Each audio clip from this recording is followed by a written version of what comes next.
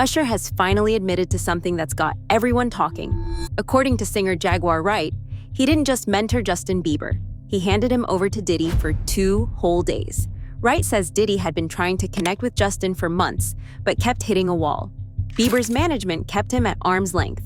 Then Usher stepped in, he took legal custody of Bieber, then gave the temporary guardianship to Diddy for 48 hours. Think about that. She even mentions a hospital visit, a nod to a grooming allegation Diddy faced from an ex-bodyguard named Gene, yet Usher still sent Bieber there. Wright points out that Diddy's attempts to get close to a minor already looked predatory. Then Usher swooped in, promised to watch over Justin, and turned him over anyway. Does that sound like a good guy? Maybe that's why he's finally feeling guilty and ready to come out with the truth. I wish somebody would come out and just like sue him. Like, we need Usher. No, we do. We need a victim to come out and be honest about him. Because what I'm realizing is that he's gonna fake the funk into the victim, man. He's just gonna keep on sucking the devil's. And I don't know, like with a baby, that pacifier, sometimes you gotta pull it out. You know what I'm saying? And take it away, right? When the babies used to sucking on the pacifier. That motherfucker gonna keep sucking on it until you do what? Till you take it out the mouth. Now it's gonna scream and holler, but eventually it will get used to the fact that his mouth is no longer full with that object. And that it's time to just, learn how to live without it. He been sucking on Diddy's dick a long time. If you don't mind me asking, because I know the topic is sensitive, what happened to Usher? I heard about some music executive from the industry back in Harlem. I heard it from some music executives back in Harlem. And I'm not gonna speak on their name. They doing programs and everything like that, and they may be doing some programs, they may speak on it themselves. But I heard it from some music executives. What did you hear?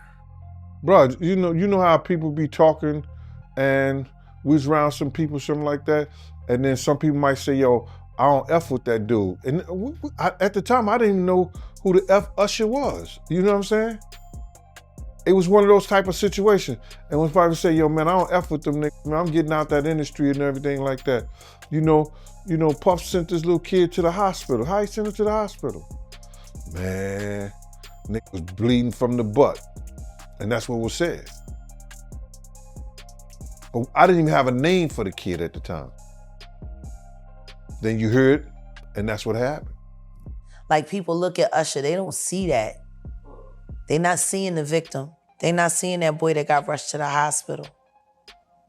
They're not seeing what the intentions was in his heart when he took Justin Bieber there. Oh. Let's be honest. He took Justin Bieber there. Diddy had been trying to get to Bieber for a minute. And his management was backing him off. But it wasn't until Usher took over management and had guardianship and gave temporary guardianship to the diddler for 48 hours. Think about that. He had already been to the hospital. That situation that Gene was talking about. And you still took Bieber there. But you got custody of him first. Yeah. Diddy had already tried. I know, and people know, that was around that in that time that Puff and Usher did have a situation. And that situation led Usher to the hospital. Now I let Usher explain that to y'all. I let Usher tell that story. But how dare you say a man that groomed you, you gonna give him a pass? Actually, someone made reference to the fact that Diddy trying to get at Bieber the way he was trying to get at Bieber was looking a little predatory. And then Usher came in and discovered it and managed him and got custody of him and promised to look after him. And then he sent him to the diddler.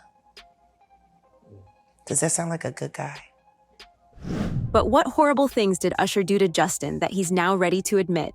It all started in the October of 2008. Music executive L.A. Reid writes in his memoir about that day when Usher showed up in his office with a 14-year-old kid named Justin Bieber. Usher called him a gift. He said Bieber had a voice, a look, and charisma that you don't fake. Scooter Braun discovered Bieber on YouTube when the kid was 12. But it was Usher who made the introduction to Reid at Island Records. Reid signed Bieber the very next day. He even noted Bieber's hair would become as big a trademark as his music.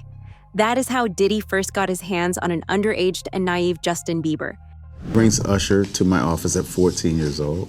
Just by himself or with his parents? With his mother. Usher comes in and he starts to perform for me. And he drops down on one knee and he starts singing this song called End of the Road, a song that Babyface and I had produced for Boys to Men. It was a really big hit. He starts singing the song, and like that, I was like, oh my God. Two things happened. One is a star was born, and two, I really knew what my calling was that day. I was like, now I know what I'm supposed to do. I'm supposed to do this. I'm supposed to find guys like Usher, because it was the greatest feeling in the world. Did you record him early? And I recorded him at 14, and all of his career. And he's had some career. Here's the beauty. The best pay it forward story of all time. I signed Usher at 14. He brings Justin Bieber to my office. Justin is 14. And I signed Justin also, right? And so that was it was a beautiful thing. Fame came quickly for Bieber because of a chance meeting with hip-hop heavyweight Usher. I'ma tell you one time. Like Justin, Usher was a teen idol. Now he's a megawatt superstar and producer. He co-produced the 15-year-old's debut single. Ladies and gentlemen, introducing to you Island Def Jam recording artist Justin Bieber. It's getting ready to go down. Just so you know, we're in the studio right now working on it. Get ready because it's gonna be big. Ain't that right, Justin? That's right. That's right. So look out. We're coming. Atlanta is hip-hop central. That's where Usher's co-producer Scooter Braun lives and where he first discovered Justin. 3 years ago, he was looking for new talent on the internet when he accidentally came across Justin singing on YouTube. It was a life-changing moment for both Justin and Scooter. You pulled up into a parking lot and Usher was there? Yeah, it was a studio parking lot. Usher just pulls up in his Range Rover, and I'm like, wow, that's Usher. Wow, that's a Range Rover. Like, I'd never seen any of them. So I ran up to Usher. I was like, Usher, I love your songs. Can I sing you one? And he was like, oh, well, let's just go inside, little buddy. It's cold out. So I didn't get to sing for him. I was really disappointed. And then we get a call a week later saying that Usher saw my videos on YouTube and wants to fly me back to Atlanta to have a meeting and stuff. We finally got in contact. This guy contacted us named Scooter, who's my manager now, and basically stalked us a little bit, kind of got in contact with us, and finally my mom was calling him back to, say, listen, stop calling me. And he was like, I really see a lot in your son. Like, I can help you guys. And my mom was really skeptical at first. They ended up talking for a couple hours, and he knew some lawyers that we could talk to and stuff. So we ended up flying to Atlanta free of charge, just for him to, check us out and get to know us. And This is Scooter. Yes, yeah. This is Scooter, and we ended up signing a deal with Usher a couple months later. I think that there are so many kid stars that have fallen down the wrong path and that have been just done the wrong thing because this is a hard business and people just lose themselves. When this record came out, so many kids in America were wearing their hair like that, every boy. As a matter of fact, when we did the X Factor, we must have had 10 kids come on with their hair like that, hoping that they'd get picked. Didn't happen. Then came November 2009. Bieber was 15, and his single One Time was tearing it up. In a now viral video that all of us have seen many times by now, Diddy and Justin walk up to the camera inside Puffy's mansion, and he tells the viewers he's having 48 hours with Diddy. No parents, no label reps. Just a teenager and the man who had mentored Usher. Wherever you want to go. Where are we going? So check this out, yo. Justin, you ever seen the movie 48 Hours? Right now, he's having 48 hours with Diddy, him and his boy. They're having the times of their lives, like where we hanging out and what we doing. We can't really disclose, but it's definitely a 15-year-old's dream. You know, I have been given custody of him. You know, he signed to Usher. I'm signed to Usher. I had legal guardianship of Usher when you know he did his first album. I did Usher's first album. I don't have legal guardianship of him, but for the next 48 hours, he's with me. So and we gonna go full crazy. I'm going crazy. Crazy. I'm taking this out tonight. What you wanna do? What you wanna do over the next 48 hours? 48 hours. Let's go. Let's just go get some girls. Let's go hang with some girls. I'm begging you, Robert. Yeah. No, I mean, to a lot of us, he's like a little brother. You know what I'm saying? He's not afraid to call and ask for advice. He's somebody that, in the industry-wise, the record industry is a strong family, and he's somebody that, you know, we definitely have our arms around, and we want to protect him because he's such genuinely a nice person besides his talent. You know what I'm saying? He's one of the greatest kids that you could ever know. Justin,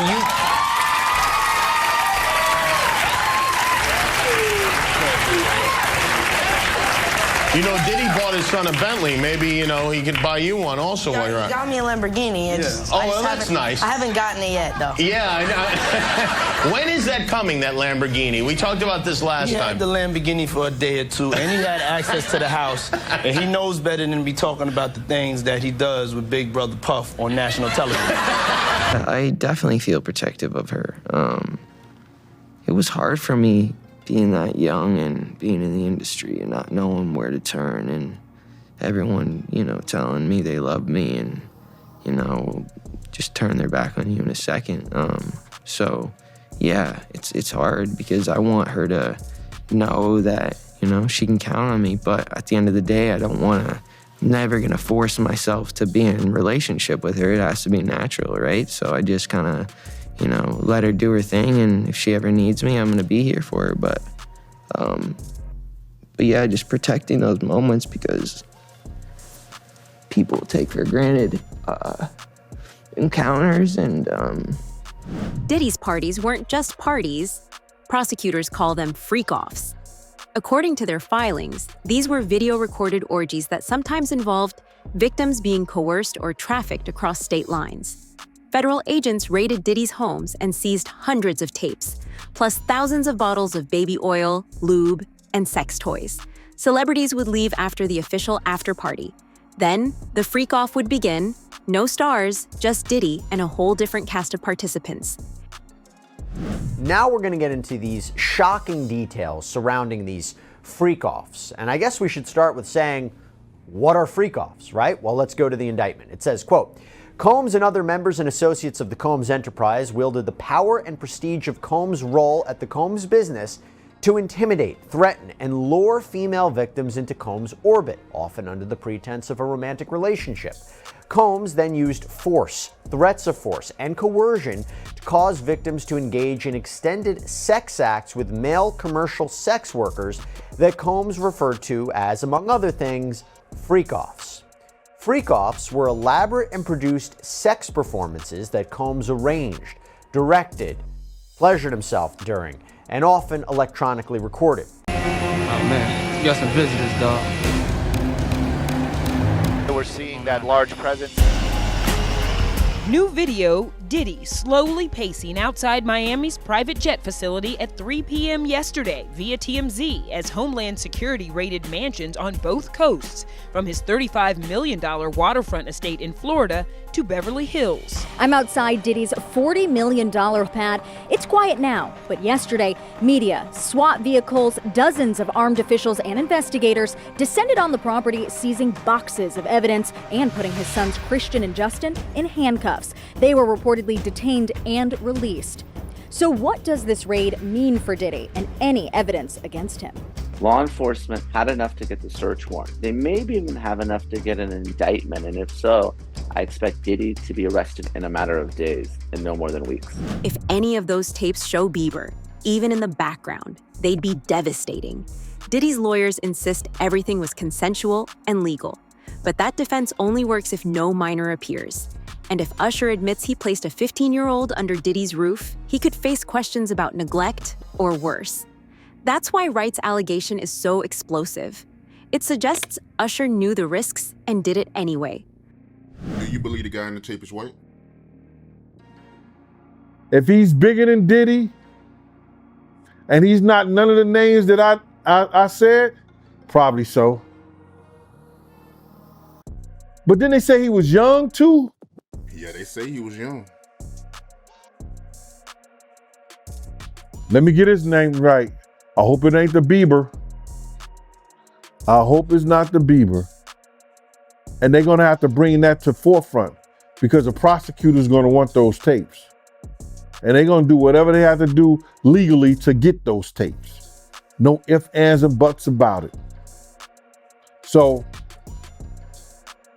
we just better hope for his sake, that that's just a bunch of bull crap. But then there's lawyers out there saying, yeah, the tape does exist. Lawyers got on television to say the tapes exist. I don't really know or trust that, because they was trying to say he had a tape with one of the bodyguards and this lady that came out. So the first time you met Justin Bieber, this kid comes up to you. He's not Justin Bieber yet. He's just some kid.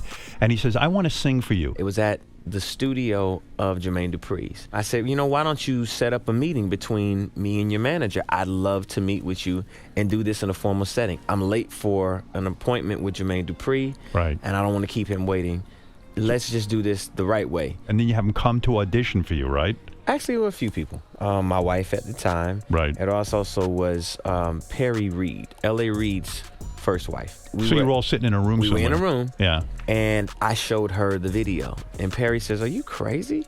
You better get down there and meet this kid right now. He's amazing. So why hand Bieber over? Some insiders say Usher felt indebted. After all, Diddy convinced L.A. Reid not to drop Bieber when his voice broke. Bieber's early career nearly derailed in 2010 when his voice changed pitch. Reid wanted to move on. Diddy told him to hold off, to get a vocal coach, and to give Bieber time. That advice saved the contract. It's part of the legend now, and it's part of what connects the three men. That history makes Wright's claim complicated. Without a tape or a sworn statement from Usher or Bieber, it stays in rumor territory. But a lot adds up. We have Usher's own account of mentorship. We have Diddy's open boasts about teenage sleepovers. We have Wright's explosive TikTok. And we have a bucket of legal documents showing Diddy's alleged crimes. We got L.A. Reid. How are you, sir? How you feel, man? Good to see you, brother. Good to see you. Congratulations. Thank you, thank you. This is a culmination of a lot of work. I know from behind the scenes, this man signed Justin once Usher brought him along to him, and you made the right decision, clearly. Yeah, looks like it, right? I don't know if I make great decisions every day, but that day, I must have been in a great mood. Take us to that meeting, that first time when you saw Justin in your office and he sung for you. Well, he walked in with Usher. Usher called and said, I have something really special for you. I have a gift for you. And he brought Justin in. Justin had a guitar, he played the piano, he sang for me, and I thought it was amazing, and it was a no-brainer. It really was, right? Yeah, it seems like, what's ironic is the fact that most record labels passed on him the first go-around. See, no one told me that. They were very smart not to tell me that, because if I didn't know, if I knew that we weren't first, I wouldn't have signed them. Interesting. Isn't that funny how the record business is? Yeah, a lot of egos. What's up, guys? This is Justin Bieber. Hey, what's up, guys? This is Justin Bieber here. Hey, guys, I'm Justin Bieber. Wait, you guys are on my page. You know who I am. So I just wanted to thank you guys so much for all your support. You've been truly amazing. I wouldn't be in this position without you. I just wanted to say thank you to everybody for all the support. You guys have been, amazing. So I want to thank all my British fans for all your support. You guys are amazing. Yeah, man. Back in 1994, Usher was just a teenager when he moved from Atlanta to New York City. He went to live with Diddy as part of the so-called Puffy Flavor Camp. For a teenager, it was an intense education. He lived in Diddy's house. He watched him produce records. At 20, Usher told Howard Stern, I got a chance to see some things. I don't know if I could indulge and understand what I was even looking at. It was pretty wild. He's never spelled out exactly what he saw, but he said it stuck with him. Let's start with Usher. Yes. Talk about it. Yeah, so I met Usher, Usher. I met him when he was 14, and my book actually opens with that because it was one of the highlights in my career. At 14 years old, this young guy comes walking into my office and he starts singing. And I stop him early and say, wait a minute, hold up, this is too good. I need to go get some girls. So I bring all the girls from the office in, and Usher drops down on one knee and starts singing it to the prettiest girl in the room and starts seducing her with his eyes. He's 14. Yeah. And he has no fear, no anxiety, no nervousness, and he goes in and he nails it. And I'm like, okay, thank you, and welcome to LaFace Records. And that's how we started, yeah. Pretty incredible. Love that kid. I moved to New York City, and I lived with Sean Puffy Combs for a year. That's the crazy thing. Now, that was L.A. Reid's idea, right? We're sending you New over York to City. something called Puffy Flavor Camp. There you go. To learn some... Flavor Camp? Yeah, Flavor that's what it Camp. was called. And you're going to go to Puff Daddy's. He's going In the 90s, do you understand what that's like? Puffy's place was like just filled with chicks and orgying like nonstop, right? No, not really. I Come mean, on. but hey, it was curious. I got a chance to see some things. Yeah, but you were 13. What were you I seeing? went there to see the lifestyle, Right. And I saw it, and it was, but I don't know if I could indulge and understand what I was even looking at. It was pretty wild. It was, So it was nobody crazy. tried to, some woman didn't come along. I didn't say and, that. Okay. I didn't say that. What I did say is that there were very curious things taking place, and I didn't necessarily understand. You're gonna hate me.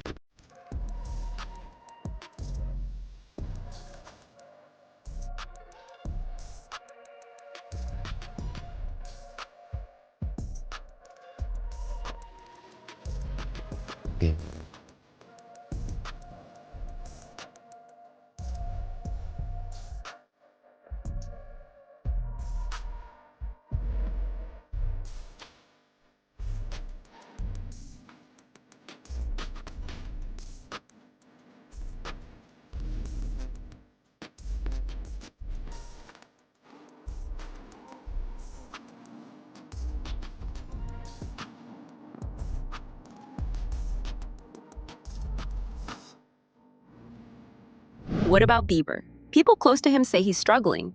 He's been advised to stay as far from Diddy as possible. His wife, Haley, posted a throwback photo of him flipping the bird, almost an act of rebellion. As for Usher, he's kept quiet. No interviews, no Instagram stories, no tweets. Just that disappear and claim hack move. If he's planning to set the record straight, we haven't seen it. Many believe he's consulting lawyers and preparing for fallout no matter what comes out of the Diddy trial. Justin Bieber is avoiding the Diddy situation at all costs, and the new dad wants to protect his family and stay away from it altogether. A lot of things that everybody just don't need to be looking at. A lot of things the kids shouldn't be seeing right now. Justin, of course, was a kid when he spent time with the now embattled rapper.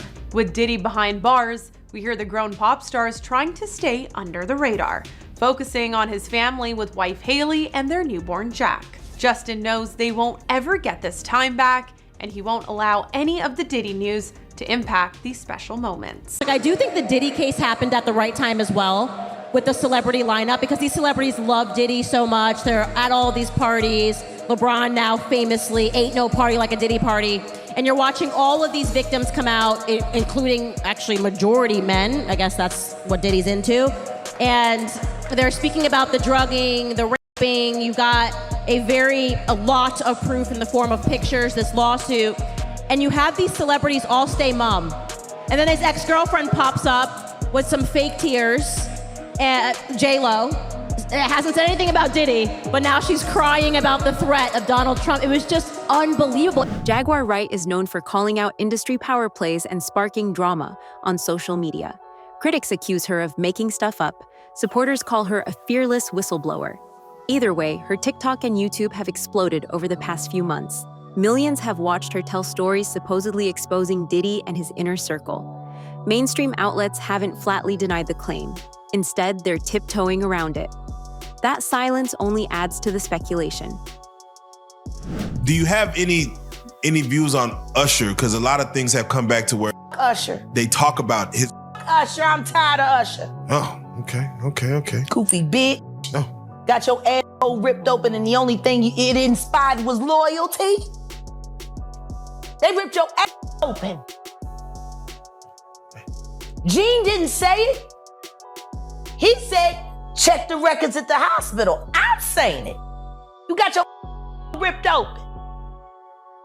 Then you take Justin Bieber from Lily White, Canada, and take him to the flavor of Fuck Off, the kiddie edition. Get his ripped open. Now everything's coming out, and the first thing you do is run the Bali with another kiddie who works with the man, L.A. Reid, that sent you to the Diddy flavor freak off. Not the flavor.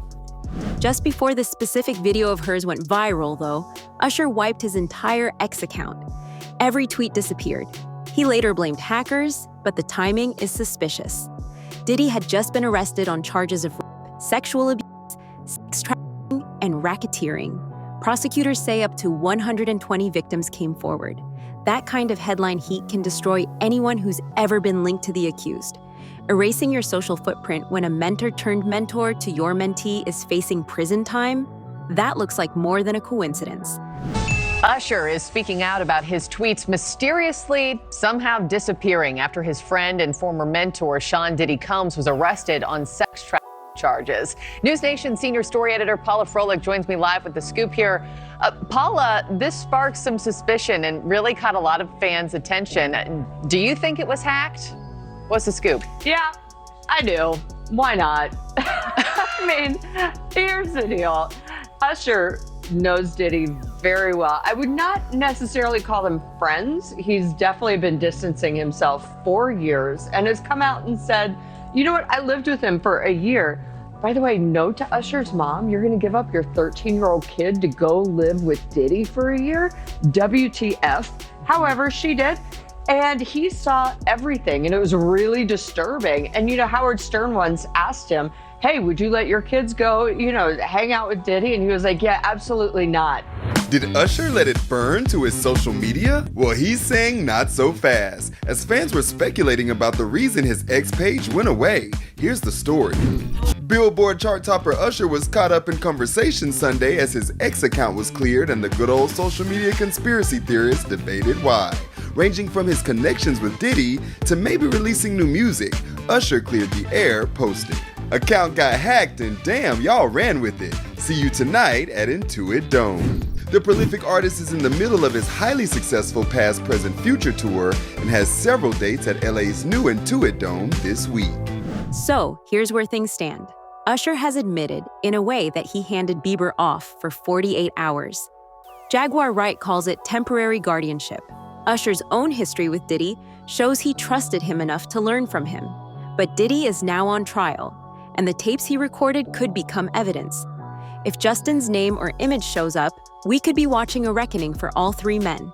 Until then, we've got this mix of confessions, memories, and allegations. It's a story about power and protection, and maybe a mistake that made headlines years before it became a criminal investigation. You look at Justin Bieber, who looks a pretty broken guy right now, and you do wonder how much of that is linked to all this and what may have really gone on with him. Again, there are a lot of rumors about what may have been done or not done to Justin Bieber when he was young, underage. And I look at him now and there's something very off with Justin Bieber. Justin Bieber has been, I think, maligned by everybody in his orbit, honestly. Yeah. I have another crazy inside Hollywood scoop for you guys today, this time pertaining to Justin Bieber. This is crazy. Daily Mail, last 48 hours. Here are some headlines. Inside Kendall and Kylie Jenner's desperate attempts to help Hailey and Justin Bieber amid split speculation. Justin Bieber reacts to wife Hailey hitting an event without him amid rumors of a marriage breakdown. I'm told that Justin Bieber, just like Michael Jackson, is engaged in a war against musical executives, except the musical executives have gotten smarter over time. He wants out of Hollywood. He does not care about the money. He wants out. It is the same war which was fought by Michael Jackson. It is the same war which was fought by Ye.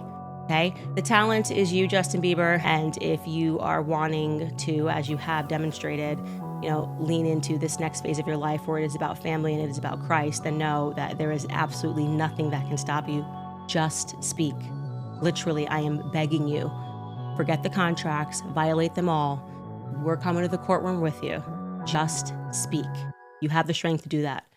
A federal judge has denied Sean Diddy Combs' efforts to delay the start of his upcoming sex trafficking trial. The music mogul appeared in court today. His legal team wanted to push the trial start date by 2 months, saying they needed more time to prepare because of new charges filed earlier this month. Combs has pleaded not guilty to all federal counts, including racketeering, sex trafficking, and transportation to engage in prostitution. His trial is set to begin May 5th. Let's bring in CBS News legal reporter Katrina Coppin, who is outside the courthouse. Katrina, why did the judge deny Combs' bid to delay the trial, and what else happened in court? Lindsay, great to join you. The judge denied this immediately when we got into court today. What he said to Combs' attorneys is, for one, this request came very last minute. This trial is supposed to start in weeks. We're supposed to begin jury selection soon, and that he thinks that they have sufficient time to prepare. He even made the point, Lindsay, that it's unclear to him why Combs can't prepare when he has 4 different law firms. Thanks for sticking around.